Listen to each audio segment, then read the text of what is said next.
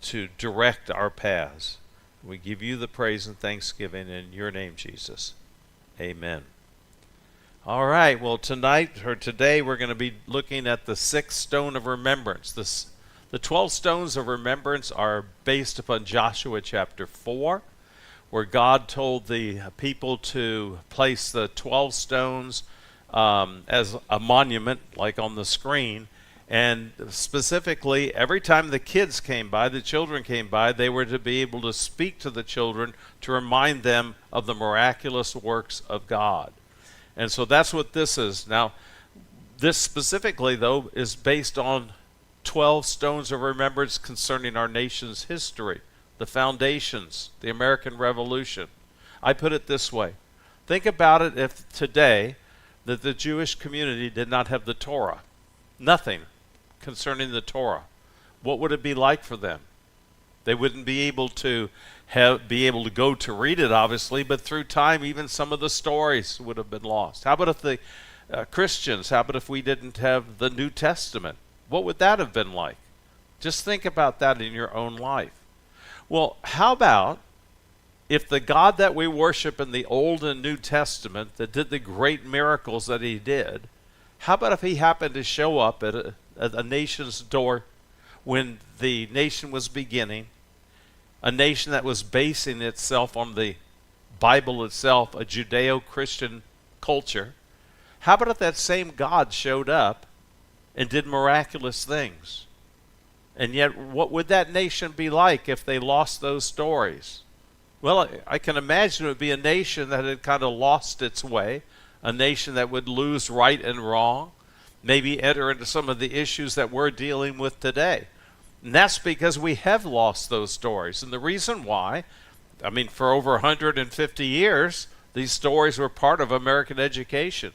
But in 1962, 63, when God was taken out of the schools, can you imagine a teacher who's been told that no prayer, no Bible study, no 10 Commandments, that teacher's going to have the courage to talk about how God intervened in the beginnings of our nation's history? No. They're going to teach an economic view of history. And by doing so, we've lost the stories that really cause us to be thankful for the nation in which we find ourselves. Not only thankful, but patriotic concerning our desire to, as a nation, be one nation under God. So that's what this series is about. This week is number 6. The last time we met, we talked about the great miracles that happened in the battles of Trenton. That's the end of 1776, and Princeton, the January of 1777. And you'll recall that at Trenton, you had several miracles that transpired. First was you've seen the picture of George Washington crossing the Delaware. That was a strategic move in the middle of a terrible nor'easter in wintertime. And what happened was they were able to go across the Delaware, march 9 miles to Trenton, and then being on Christmas Day Eve, they were able to surprise the Hessians that were there, the German helpers of the English, or the British, and were able within an hour to cause the surrender of 1,000 men. Then they took those men, walked back 9 miles to where they had crossed the Delaware, then back to Pennsylvania, and a few days later come back again, and through a great strategic move, they were able then to create a situation that would end up in Princeton. And at Princeton, what would transpire was George Washington, as you'll recall, was able to regroup the Mercer's troops. General Mercer, who had been basically mortally wounded in the battle at Princeton, his troops were starting to abandon the field, and George Washington on 3 separate occasions attempted to call the men back to engage in battle, and they wouldn't respond. But then George Washington, on his white horse, went out 30 yards in front of the opposition, the British forces, and right in front of his own forces also, and then turned the rear of the horse to the British, and then commanded his troops to fire. And you recall that both sides fired, and amidst the smoke, George Washington's aide was so concerned he put his hat over his eyes because he didn't want to see his commander, General Washington, killed. And yet, General Washington, after the smoke had cleared, was not only still alive, but he was on his horse with a hat in one hand, riding back and forth, encouraging his troops on. Very much like what we saw the bravery of George Washington at the Battle of Monongahela back in 1755. So that was what we talked about last time, and this time we're going to take a look at the Battle of Saratoga, which is going to happen in October of 1777. From January of 1777 to October, about 9 months, we had gotten beaten pretty badly, both at Germantown and Brandywine. No significant victories. The best we would get is in some of the skirmishes, some stalemates. And so when we get to October of 1777, a very important battle will take place. The American troops needed to win. Just like at other occasions, this is considered a turning point in the history of the American Revolution.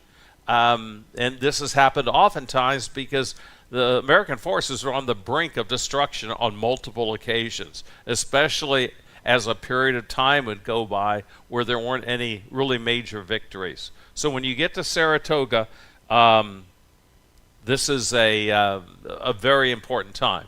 I'm going to draw your attention up on the screen to a slide of what was really going on, what the Battle of Saratoga was all about. From Lower Canada, General Burgoyne of Britain was to come down to Albany, New York, and take Albany, New York. He was going to have to need some help, though. He had Saint Leger coming from Fort Oswego, and he was coming down here to help and meeting in Albany. And then from the south, you were going to have, from New York, you were going to have both first General Howe and then General Clinton coming up to help in the situation.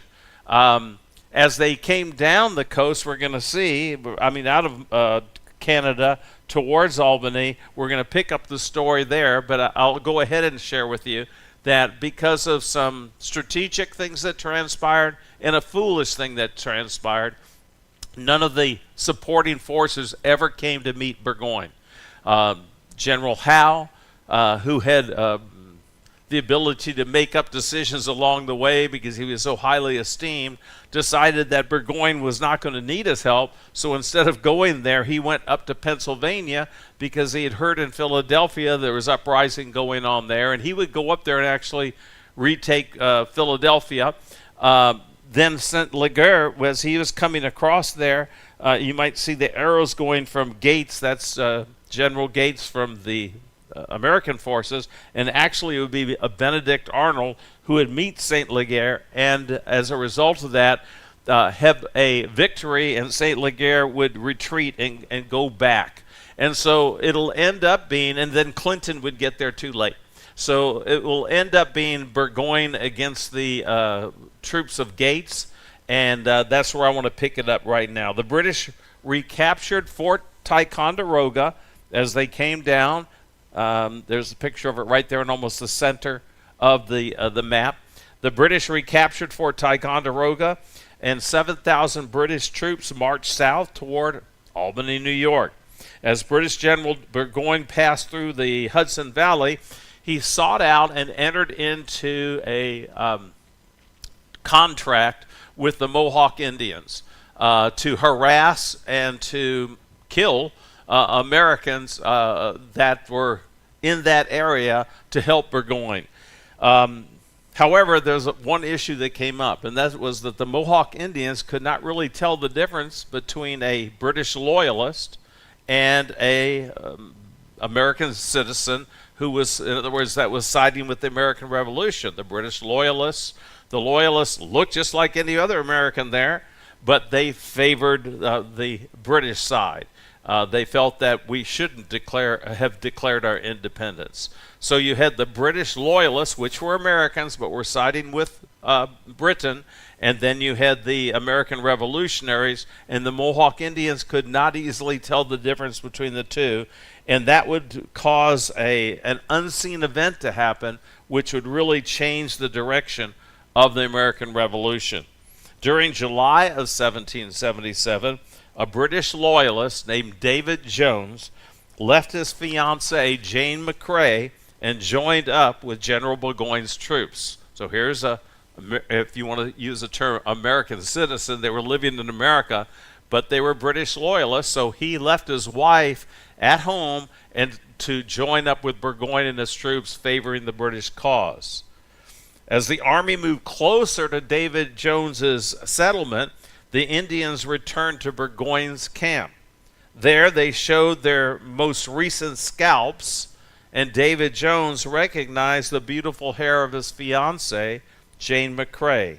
She had been scalped on July 27th, 1777.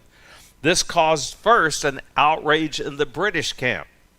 The fact is that the relationship that the British troops under Burgoyne had entered into with the Mohawk Indians, they considered this to be a totally uncivilized and awful event. It also made its way back to England, what had happened, and they were appalled there also.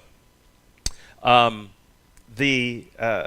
that moment, General Burgoyne, under the pressure of his British troops, he went to the encampment of the Mohawk Indians demanding that the murderers be turned over to him. As a result of that, the Mohawk Indians were deeply offended and broke the contract and simply left. Now, this took place in the woods of New York. And coming out of Canada, Burgoyne and his troops were unfamiliar with that area, and so that was going to create a huge problem as things unfolded. Word of Jane McCrae's scalping traveled throughout the colonies also, and enhanced the numbers of patriots signing up and entering the war. The Battle of Saratoga and the story of Jane McCrae are forever linked because of her brutal death, and that was widely used by the American colonists to galvanize the support against the British, significantly contributing to the American victory in the process. Her death is often seen as a turning point in public opinion during the war due to the brutality of the act and the way it was portrayed by the revolutionaries. The American General Horatio Gates took total advantage of what had happened. He wrote a letter to General Burgoyne, which I'm going to quote to you now. This is a letter from the American Revolutionary General in New York, General Gates, to General Burgoyne. Quote, that the savages of America should in their warfare mangle and scalp the unhappy prisoners who fall into their hands is neither new nor extraordinary, but that the famous Lieutenant General Burgoyne, in whom the fine gentleman is united with the soldier and the scholar, should hire the savages of America to scalp Europeans and the descendants of Europeans? Nay, more, that he should pay a price for each scalp so barbarously taken, is more than will be believed in England. Miss McCrae, a young lady lovely to the sight, of virtuous character and amiable disposition, engaged to be married to an officer of your army, was carried into the woods and there scalped and mangled in the most shocking manner? End of quote. Although not unique, this one event coalesced the outrage of the American patriots. Not only did it increase the number of enlisting soldiers, but united the colonies in their renewed resistance against the British forces. Jane McCrae's horrendous scalping would be immortalized in James Fenimore Cooper's The Last of the Mohicans. And an anonymous poet wrote, quote, the Ballad of Jane McCrae, which was repeated often during this time period, which I will read to you at the conclusion of today's message. Now, without the help of the Indians, Burgoyne's troops waited in the New York woods for reinforcements, which will not come. They were also seeking or believing that reinforcements and foodstuffs were going to be coming from Britain. At this point, God's hand, again in the form of his ruling the weather, became apparent. Yale University president Dr. Ezra Stiles describes the miraculous event, quoting Dr. Stiles, quote, "To whom but the ruler of the winds shall we ascribe it, that the British reinforcement in the summer of 1777 was delayed on the ocean 3 months by contrary winds, until it was too late for the conflagrating General Clinton to raise the siege of Saratoga. On October 7, 1777, General Benedict Arnold led a valiant charge on the British flank, resulting in his being considered a hero of the Battle of Saratoga. In his Life of Washington, Washington Irving wrote, quote, "Burgoyne was now reduced to despair. His forces were diminished by losses, by the desertion of Canadians and Royalists, and the total defection of the Indians. And on inspection it was found that the provisions on hand, even upon short allowance, would not suffice for more than 3 days. Shortly thereafter, on October 17, 1777, General John Burgoyne surrendered to American General Horatio Gates, and over 6,000 British troops were captured. When news of Burgoyne's surrender reached France, King Louis XVI decided to join the American cause, which broadened the warfare to a global war and spread out and weakened the British cause. And you'll recall, because we started this series in 1745, and the British and the French were fighting for decades upon decades for rulership of the world. And so France had been on the outside at this point, but when all of a sudden it appeared that the Americans had an opportunity, a chance even, to defeat the British, this was time to get off the sidelines for the French, and they became involved. When news of Burgoyne's surrender reached France, King Louis XVI decided to join the American cause, which broadened the warfare to a global war and spread out and weakened the British cause. Dr. Samuel Payson, who pastored in Chelsea, Massachusetts, delivered a sermon on February 28, 1778, to the state convention in Boston just before their state constitution was considered. In that sermon, he reminded the convention delegates of God's timely intervention. Quote, "We must be infidels, the worst of infidels, to disown or disregard the hand that has raised up such benevolent and powerful assistance in times of great distress. How wonderful that God, who in ancient times girded Cyrus with his might, should dispose his most Christian majesty, the King of France, to enter into the most open and generous alliance with these independent states, an event in providence which, like the beams of the morning, cheers and enlivens this great continent." As a result, the Battle of Saratoga became a turning point in the American Revolution and is considered one of the most important battles in American history. John Trumbull's painting of the surrender of General Burgoyne, which we'll now see up on the screen, it still exists, this painting. It's in the Capitol Rotunda in Washington. The day after the Battle of Saratoga, General George Washington wrote to his brother John Augustine Washington the following, quote, "I most devoutly congratulate my country and every well-wisher to the cause of this signal stroke of Providence," end of quote. Declaration of Independence signer Roger Sherman, hearing the news of the victory, stated, quote, "This is the Lord's doing, and it is marvelous in our eyes." In gratefulness for the victory of Saratoga, the Continental Congress on November 1st, 1777 proclaimed the first National Day of Thanksgiving.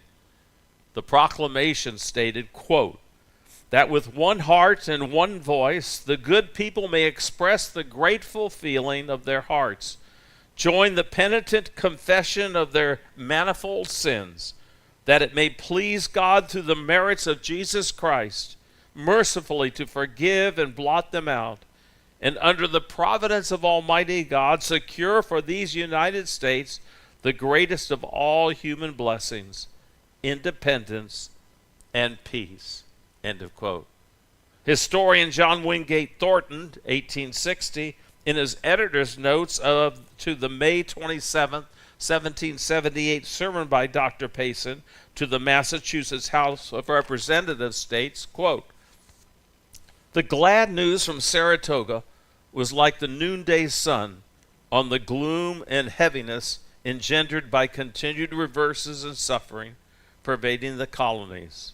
It strengthened the heart of Washington, infused new life into the legislative councils, inspirited the people, and in the providential ordering of events which human foresight or prudence could not have anticipated or prevented, and on which hinged the great issue, the faith of all was confirmed that God was with them, as he had been with their fathers.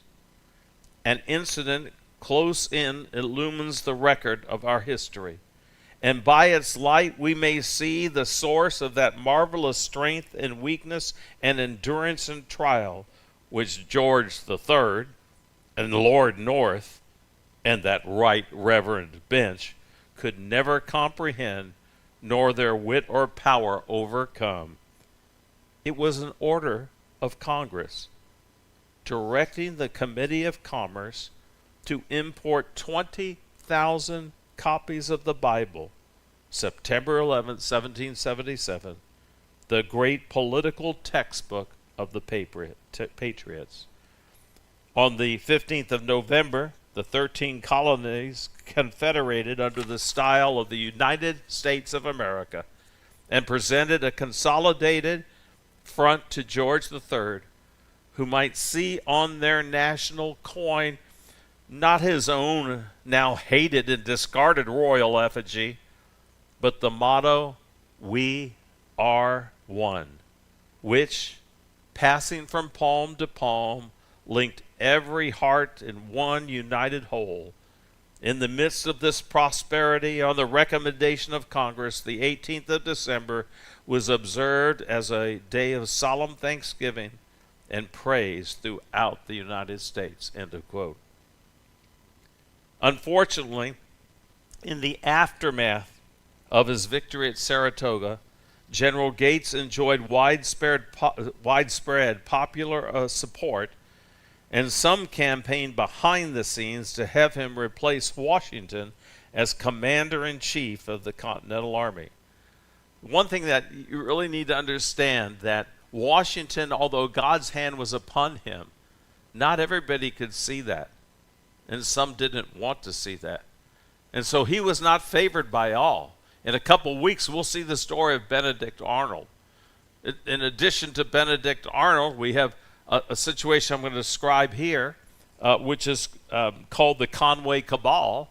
And then when Benedict Arnold, when we examine him, he'll even make reference to another individual, Joseph Reed, who he accuses of also wanting one of the other generals to take the place of General Washington.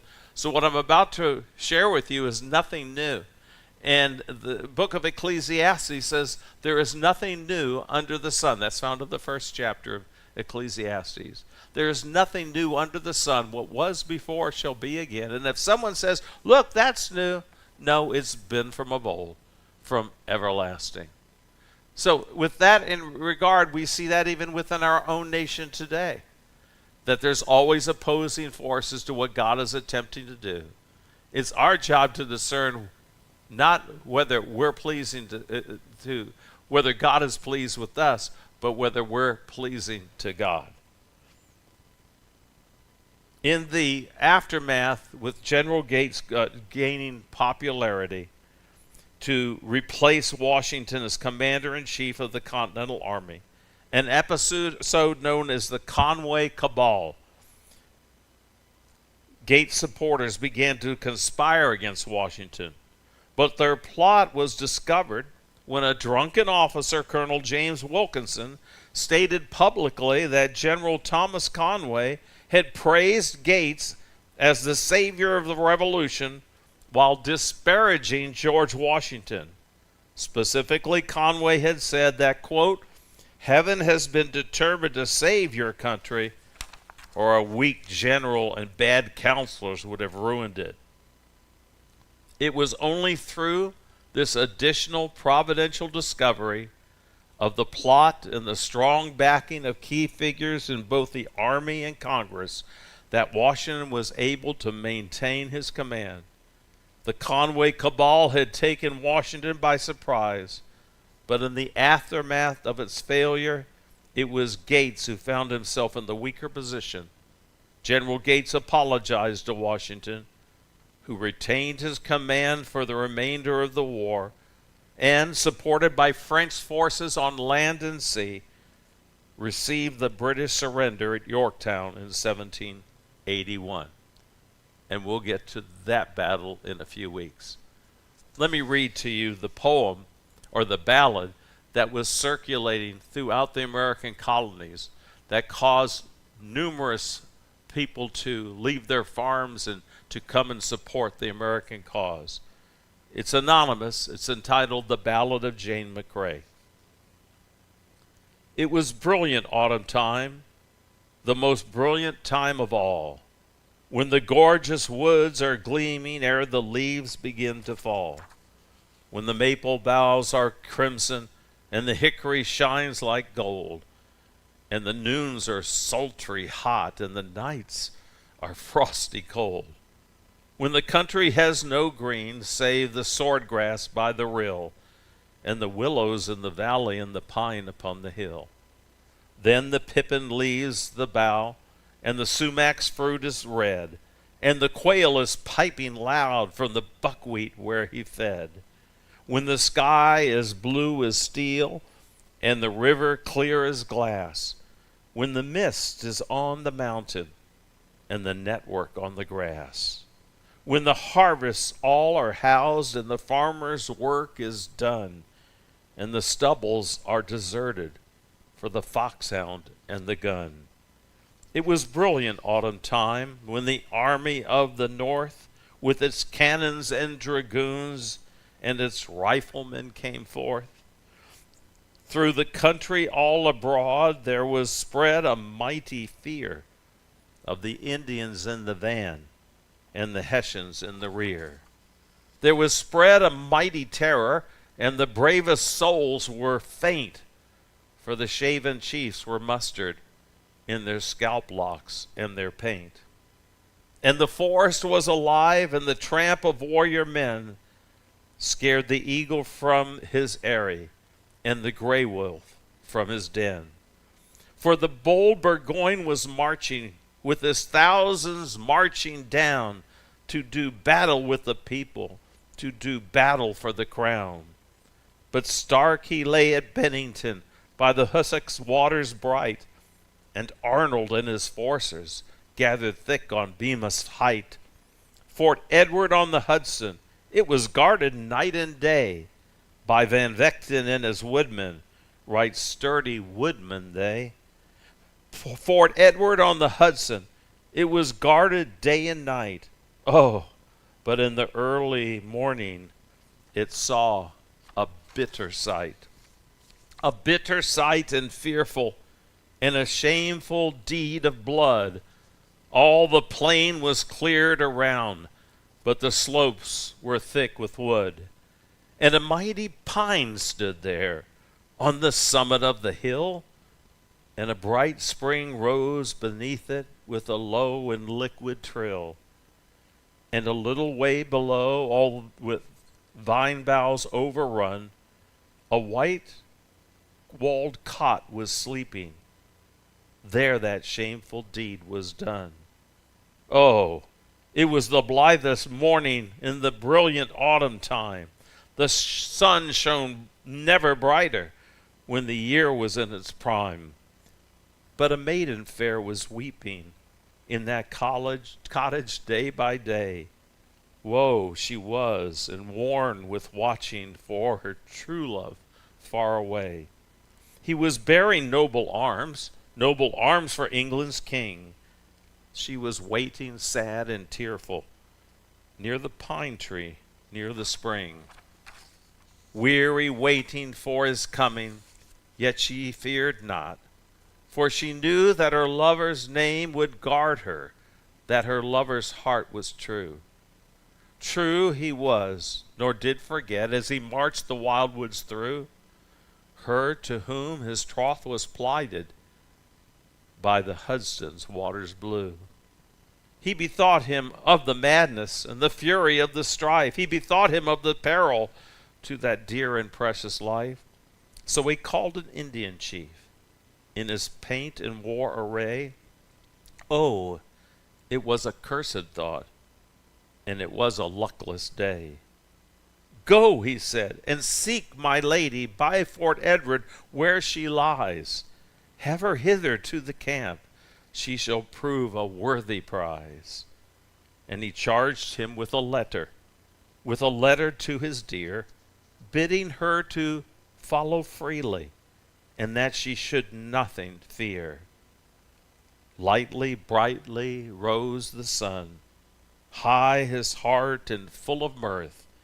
Gray and gloomy closed the night, steamy mists bedewed the earth. Thence he never ceased to sorrow, till his tedious life was o'er. For that night he thought to see her, but he never saw her more. By the pine tree on the hill, armed men were at their post, while the early sun was low, watching for the royal host. Came a rifle's sudden crack, rose a wild and fearful yell, rushed the Indians from their brake, fled the guard, or fought and fell.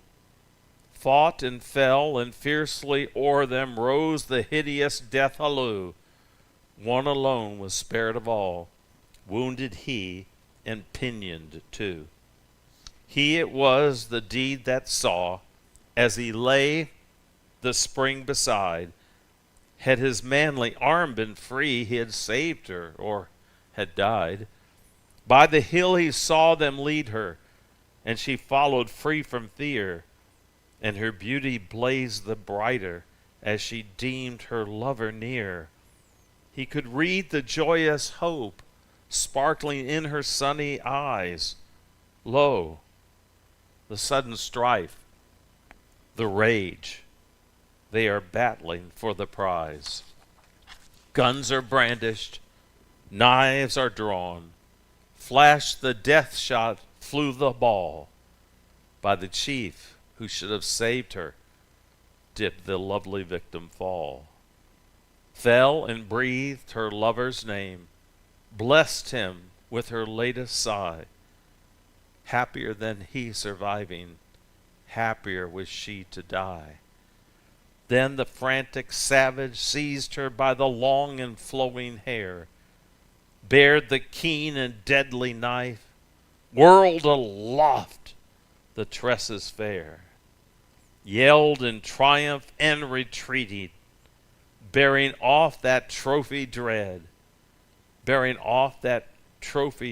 who received it, reeking red. He received it, cold as stone, with a ghastly, stupid stare, shook not, sighed not, questioned not. Oh, he knew that yellow hair. And he never smiled again, nor was ever seen to weep, and he never spoke to her name, save when muttering in his sleep. Yet he did his duty well, with a chill and cheerless heart, but he never seemed to know it, though he played a soldier's part. years he lived, for grief kills not, but his very life was dead. Scarcely died he any more when the clay was o'er his head. Would ye farther learn of her? Visit then the fatal spot. There no monument they raised, storied stones they sculptured not, but the mighty pine is there. Go, and you may see it still, gray and ghostly, but erect on the summit of the hill. And the little fount wells out cold and clear beneath its shade, cold and clear as when beside it fell that young and lovely maid. These shall witness for the tale how on that accursed day beauty, innocence, and youth died in hapless Jane McRae. That's the ballad that went to the American colonies, or the American colonies recited and spoke of. And it raised the temperature, coalesced the colonies to come to the aid of the American Revolution. Next time, we'll take a look at another great event which will show the miraculous hand of God, his providential intervention, so that this one nation under God would become created as the United States of America. Until next time, God bless you.